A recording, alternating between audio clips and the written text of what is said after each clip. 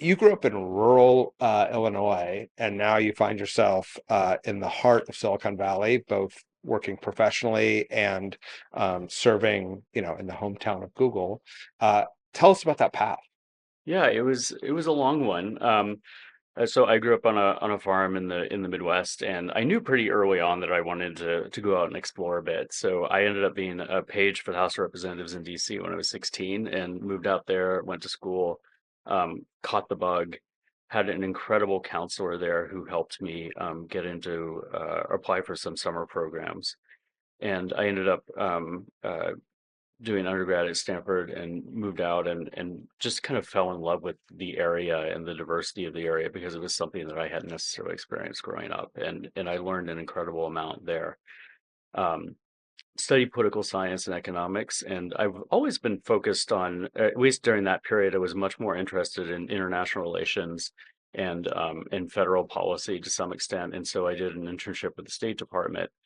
Um, and I was really interested in maybe long term being looking at staying at the State Department or doing something maybe on the Hill at a committee staff or something like that in an area that I was really interested in.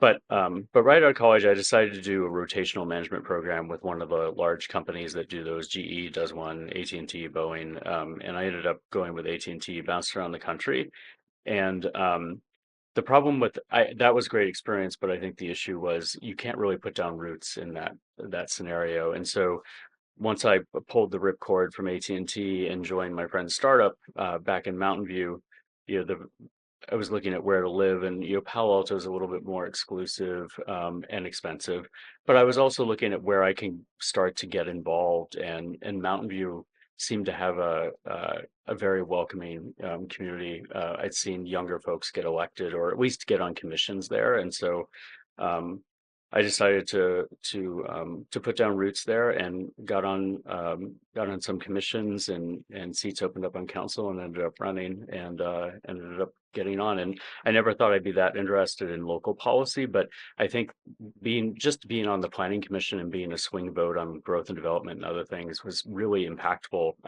It seems really silly, but the moment it all kind of clicked for me was I was the swing vote on a really large redevelopment of a shopping center, and they had this large parking structure they wanted to construct for it. And I remember making a comment that they really should utilize the roof of that structure for solar or something useful.